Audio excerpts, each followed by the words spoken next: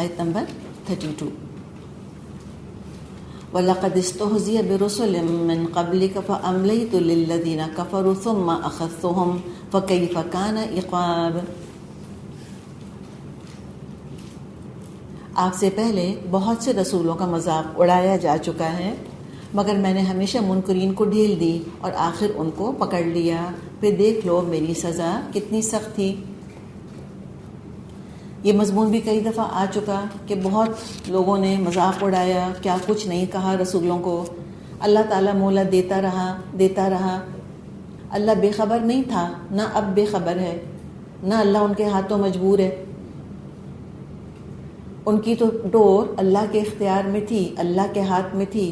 جب تک حکمت تھی اللہ نے ڈھیل دی، جب تک چاہا ان کو اللہ تعالیٰ نے چھوڑے رکھا، اور جب چاہا اللہ نے ڈور کھینچ لی، پٹخ کے رکھ دیا ان کو.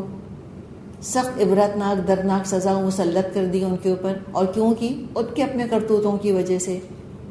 تو یہ باتیں بھی بیچ بیچ میں اللہ تعالیٰ بیان فرماتا رہتا ہے تاکہ آپ صلی اللہ علیہ وسلم کو بھی تسلی رہے اور آپ کے ساتھیوں کو بھی. املیت للذین کفروا، ڈھیل دی ثم اخذتہم، پھر میں نے پکڑ لیا ان کو. تو بتاؤ کیفا کان عقاب، بتاؤ میری سزا کیسی تھی. یہ کب پوچھا جاتا ہے؟ کہ جب کوئی ایگزامپلری چیز ہو. آرڈنری چیزوں کے لیے ہم نہیں کہتے. اور اللہ تعالیٰ یہ فرماتا ہے اور اس پہ تعریف کرنی چاہیے.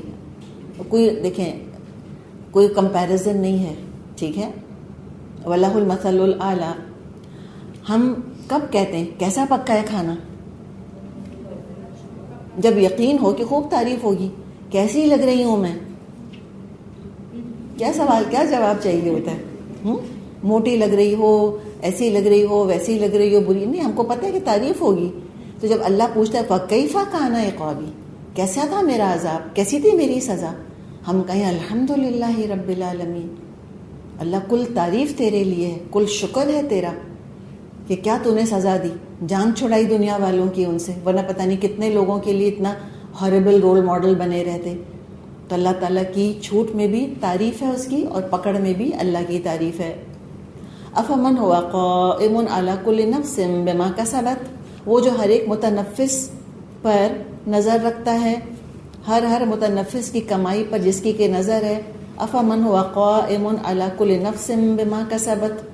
ابھی جملہ آدھا ہے، آدھا سوال ہے، آدھا اومٹ ہوا ہے، حذف ہے یہاں پر، اور یہ بلاغت کا تقاضا ہے.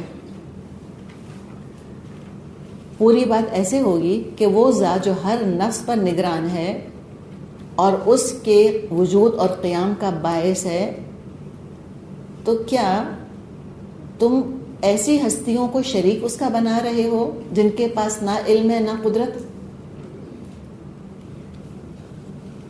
تو یہاں پر اللہ تعالیٰ نے آدھی بات کری ہے کہ وہ جو کہ ہر نفس پر قائم ہے، وہ مقابلے میں اس کے مقابلے پہ کوئی اور ہستی ہو سکتی ہے، لیکن ان کا معاملہ کیا ہے؟ وَجَعَلُوا لِلَّهِ شُرَكَاءَ، انہوں نے اللہ کے لیے شریک بنا لیے ہیں. افسوس ان کے عقلوں کے اوپر. اب کہا ذرا پوچھیے ان سے، قل، اے نبی صلی اللہ علیہ وسلم ان سے پوچھیے. اور ہم جانتے قل کہنے کے لیے بھی آتا ہے اور سوال کے لیے بھی آتا ہے، پوچھنے کے لیے آتا ہے. قل سموہم، ان سے کہیے کہ تم ذرا نام تو بتاؤ. اس کے اندر بھی حقارت ہے، بہت زیادہ تحقیر ہے ان کے معبودوں کی. یہ رسولوں کا مذاق اڑانے کی وجہ ان کو چاہیے کہ اپنے خود ساختہ معبودوں کا مذاق اڑائیں. کسی نے بڑے مزے کی بات کہی کہ رسول کے بشر ہونے کی وجہ سے رسالت کا انکار کر دیا اور حجر کو معبود بنا کر بیٹھ گئے. بشر کو رسول نہیں سمجھتے، حجر کو خدا بنا کر بیٹھ گئے. تو ان کی عقلوں پہ پتھر پڑے ہیں نا، اپنی عقلوں پر ان کو افسوس ہونا چاہیے. لیکن تکبر اسی کا تو نام ہے. سیلف انالیسز نہیں کرنے دیتا تکبر. اتنا تکبر تھا ان کے اندر کہ یہ کبھی بھی سوچ نہیں سکتے تھے کہ ہمارے باپ دادا جس عقیدے پر تھے اس میں کوئی غلطی یا خرابی یا کمی ہو سکتی ہے. تو بڑی حقارت کے ساتھ یہاں بات کی گئی ہے، کراہیت نفرت کے ساتھ. قل سموہم، بتاؤ ذرا نام کیا ہے ان کا، کون ہے اللہ کے مقابلے میں.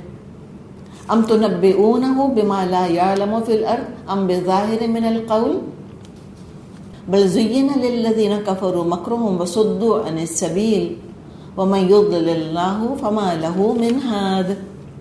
کیا تم اللہ کو نئی بات کی خبر دے رہے ہو جس کو وہ اپنی زمین میں نہیں جانتا؟ یا تم لوگ بس یوں ہی جو منہ میں آتا ہے کہہ ڈالتے ہو؟ حقیقت یہ ہے کہ جن لوگوں نے دعوت حق کو ماننے سے انکار کیا ان کی مکاریاں خوشنما بنا دی گئی ہیں اور وہ راہ راست سے روک دیے گئے. پھر جس کو اللہ گمراہی میں پھینک دے اس کو راہ دکھانے والا کوئی نہیں. تو کہا کہ تو اچھا بتاؤ تم اللہ کو انفارم کرنا چاہ رہے ہو جس کو ہر چیز کی خبر ہے؟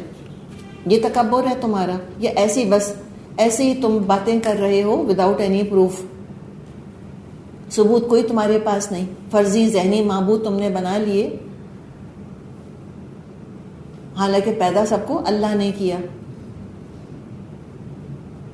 اور کہا کہ اللہ جس کو گمراہ کر دے اس کو تو کوئی ہدایت دے نہیں سکتا. اور یہ جو لوگ ہیں جنہوں نے کفر کیا ہے اور یہ چالیں چل رہے ہیں، ان کی چالیں دراصل ان کے اپنے لیے امپیڈمنٹ بن گئی ہیں. They are a victim of their own planning. اپنی سازشوں اپنی چال بازیوں کی وجہ سے سیدھا راستہ نظر نہیں آ رہا. اپنے جال میں خود ہی پھنسے آ کر.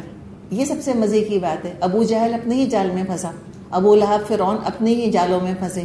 کسی کا کیا بگاڑا؟ نہ موسیٰ علیہ السلام کا راستہ روک سکے، نہ نبی اکرم صلی اللہ علیہ وسلم کا، اور نہ آپ کے مبارک ساتھیوں کا. تو جو گمراہ ہونا چاہتا ہے اللہ بھی اس کو گمراہ کرتا ہے، پھر اس کو ہدایت کہیں سے نہیں ملتی. لہم عذاب فی الحیات دنیا، ان کے لیے دنیا کی زندگی میں بھی عذاب ہے. دنیا ہی میں آفتیں آئیں گی، ذہنی جسمانی اذیتیں، قدرتی حادثات آفات کا شکار رہیں گے، اور ان پریشانیوں پہ اللہ کی طرف سے اجر بھی نہیں ملے گا.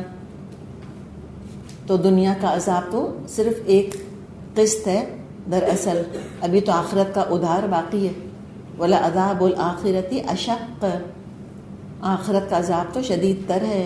وَمَا لَهُم مِّنَ اللَّهِ مِن وَاقٍ، اور پھر اللہ سے بچانے والا تو کوئی بھی نہیں ہوگا. دنیا میں کم از کم لوگ ہمدردی کے دو بول تو بول دیتے ہیں جب مشکل پڑتی ہے، تو وہاں تو عذاب بھی ہوگا، ڈانٹ پھٹکار بھی ہوگی. دنیا میں مشکل آتی ہے، ایمان والا سوچتا ہے کوئی بات نہیں، اللہ اجر دے گا مجھ کو اس مشکل کے اوپر، کانٹا بھی چبھے گا تو اللہ سے اجر ملے گا. جہنمیوں کی جو مشکلات ہوں گی وہ تو ان کے اپنے کرتوتوں کا بدلہ ہوں گی. کس قدر پچھتائیں گے کہ ہمارے اپنے ہاتھوں کی کمائی ہے. اور دنیا کی آگ کا آخرت کی جہنم کی آگ سے کوئی کمپیریزن نہیں. 70واں حصہ ہے، 70th پورشن ہے وہ. حدیث آتی ہے مسلم میں، جزء من 70 جزءا من حر جہنم. جو دنیا کی آگ ہے وہ جہنم کی آگ کا 1/70 ہے. اتنی ڈائلیوٹیڈ ہے یہ، تو اس میں انسان ہاتھ نہیں رکھ سکتا اپنا. تو وَلَعَذَابُ الْآخِرَةِ أَشَقُّ، بہت سخت ہے. اللہ تعالی ہم سب کو اپنی پناہ میں رکھے. دعا کرنی چاہیے کہ اللہم اجرنی من النار. وآخر دعوانا الحمد للہ رب العالمین. سبحانک اللہم وبحمدک، نشہد ان لا الہ الا انت، نستغفرک ونتوب الیک. السلام علیکم ورحمۃ اللہ وبرکاتہ. وعلیکم السلام ورحمۃ اللہ وبرکاتہ.